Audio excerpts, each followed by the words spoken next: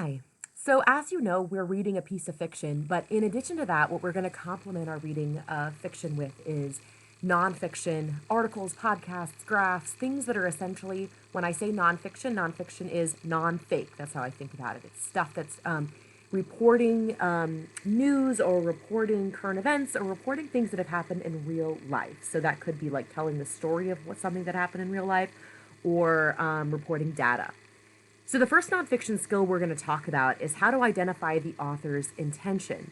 And just to help you understand where this falls in the big picture of what we're doing as a reader, our next layer is, in addition to learning and discussing the fictional elements of our book, which right now happens to be Other Words for Home by Jasmine Warga. It could be in addition to any fictional text, though. Those fictional elements that we've been studying a whole bunch are identifying character traits and talking about types of conflict and the tone and mood of a piece of text and the thematic elements. But we're also now going to dive more deeply into understanding how to read nonfiction pieces, which complement our story. So when an author writes something for you to read, right, they have this intention. And we've talked about intention a lot. I'm going to give you a moment just to think about, what does it mean to have an intention in life? What does that mean to live with intention or to pursue a goal with intention?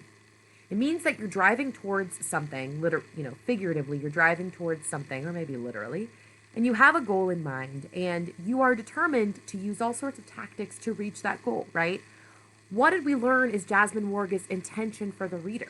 Well, we read the author's note. You also read some pre-reading exploration where you've identified that her intention is to create more empathy in you as the reader for these specific refugees, specifically from the country of Syria. But it's also just to help you to seed more empathy in the reader for all sorts of different issues and people. And it's also, there's an intention of helping you understand just more historical context of what's going on in the world. And if there are any other intentions you picked up on, cool. But not only do people that write nonfiction have intentions, but also people that go into writing fiction have intentions too. So we're just thinking about that word intention a whole bunch. And in talking about intention, the first question I want you to think about is, what kinds of pieces of nonfiction do you find yourself reading regularly?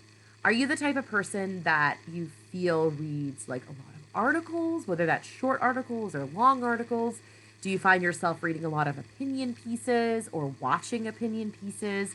Are you the type of person that listens to podcasts about current events? There's this really good one called Up First from NPR that just basically lines out like 5 really big national/international things happening each day.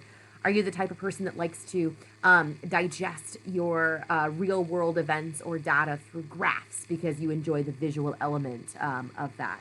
Are you a person that enjoys interviews or documentaries? I sure am. I watch documentaries all the time. So when you read or watch or listen and you're processing these pieces of nonfiction, do you feel that you are more drawn to persuasion pieces, informational pieces, or entertainment pieces? Or maybe a combo of all of those? We're going to dive more deeply into these 3 types of intentions: persuasion, information, and entertainment. These are our 3 types of author's intention, meaning an author goes into creating, whether that's an author meaning they're writing something, or maybe they're producing a piece of film, or they're producing a podcast. When you're creating a piece of nonfiction, you have 3 different categories of intention: persuasion, informational, and entertainment. And I'm going to describe those 3.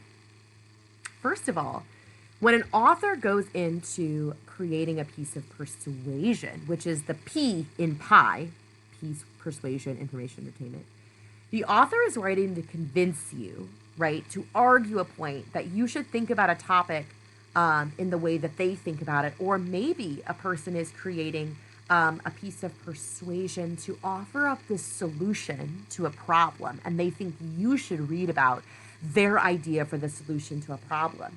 Where do you see this in your life? Like, what apps or sources do you feel like you see persuasive or argumentative pieces happening? It can sometimes feel very obviously opinionated, Or sometimes persuasive pieces can act like it's giving both sides of a story, but really there's kind of like an author's bias, which means they kind of inch towards or maybe totally inch towards one side of the story. And in their piece of nonfiction they're delivering to you, they're maybe telling you about both sides, but they're saying you should think this way, or you should act this way towards a problem, or just an issue in the world.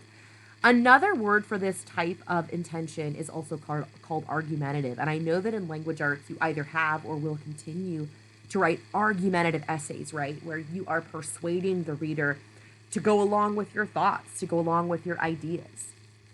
The next piece of intention is just called an informational piece of nonfiction. And when an author has this intention, they go into writing a piece, or a group of people go into writing a piece or creating something to view, where they just like want you to receive information, right? Another word for informational nonfiction is called expository, which means they're just, I think of it like exposing the truth, meaning like you're just exposing the reality or the concept of something. You can see informational pieces, I mean, anywhere from good old Wikipedia or some sort of online or, paper encyclopedia, or perhaps you are wanting to just look up an article or look up some sort of how-to video. And when an author goes into creating an informational piece, when that's their intention, they just want to tell you about something. Now, there might be an informational piece that then ends with an act of persuasion, right? So you can have information and persuasion exist in the same piece. Like maybe someone's wanting to convince you to vote for a specific person, right? And so they're laying out all this information, but then the punchline is to persuade you of something, right? So information and persuasion can coexist. In fact, most pieces of persuasion include information, right? Because if you're wanting to persuade someone of something, you're often backing it up with info. So that is our second intention. The third author's intention could be to simply entertain you. I know that all of us have read and watched and seen and viewed entertainment in our life so much. When an author goes into creating a piece of informational nonfiction, entertainment nonfiction, entertainment is where the author is just wanting to interest you or make you feel something, right? So I just said it in order to appeal to emotions like happiness or sadness or anger or humor. So pieces of entertainment are usually primarily created to make you feel something. It is often stories or poetry, or when a piece of nonfiction, like Other Words for Home, is created to inform you of stuff, but really it's within the medium of an entertainment piece, like a story or like a short story or a novel, or maybe poetry or comics or art or journaling or documentaries. So I like to use the medium of documentaries, because I feel like a documentary could absolutely be informational, but the author's intention is also to entertain you, right? An author can like straight up just write an article to tell you about something, but an author or a filmmaker or a poet often uses that extra layer of art to express their point. And so pieces of entertainment are often thought of to be informational or persuasive, but have that extra element of art, right? It is often stories, like I said, poetry, comics, art, journals, documentaries. Just because you feel something, though, because of a piece, doesn't necessarily mean it's a piece of entertainment. You'll know that a piece of entertainment is entertainment because the creator, the producer, is conveying the truth or the information in an artistic sense rather than in something a little bit more black and white. So let's practice this a little bit. You'll notice that this slide, and you'll find this in the slides, and then the following, and then the following are three pieces of persuasion and information and entertainment, and you can guess that. The first piece, you can pause this video and read aloud. So pause it at this time and read it aloud and try to ask yourself, do you feel like this piece is a piece of persuasion, information, or entertainment? So pause now.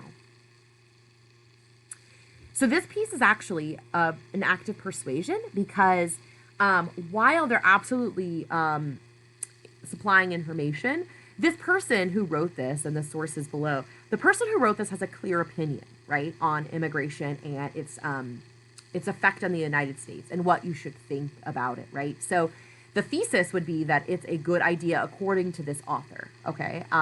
And they also want you can sense that they want you to think a certain way about something after reading it. So this would be an act of persuasion. This next piece, pause it and read it.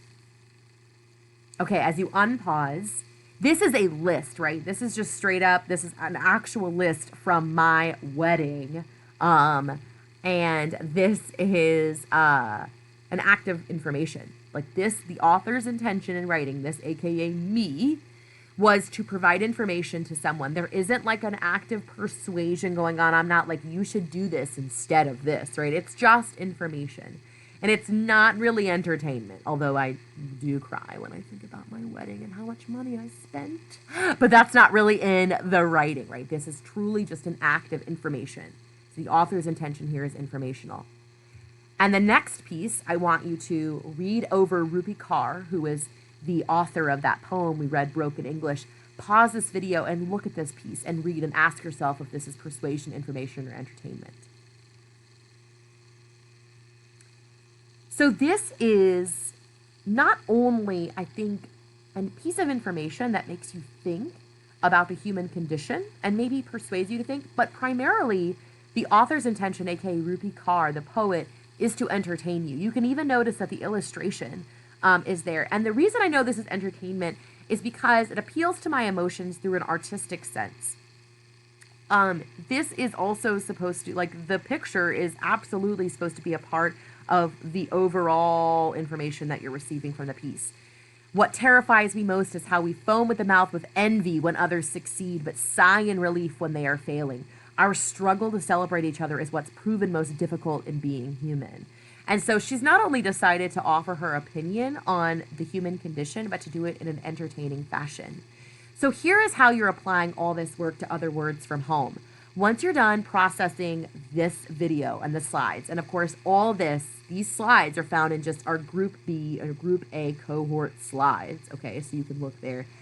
But I want you to put this into action in your other words for home discussion work. You're going to pull up your part 2 work, and you're going to notice that I have linked an article for you to read. You are going to read the article and then read it again if you want. And you're going to say, is this article's main intention to persuade me to think a certain way about something, to just kind of strictly inform me about something, or is there an act of entertainment going on? Is there humor? Is this, do I feel as if there's an artistic sense to this piece? You'll notice the table below in your part 2. So after you read it, you're going to say yes or no to persuasion or information or entertainment. And then in the boxes next to the ones that you think are in this piece, you're going to tell me why with text evidence.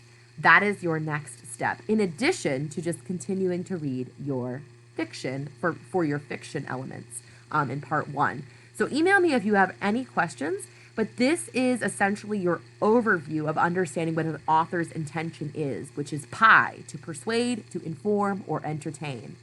Good luck!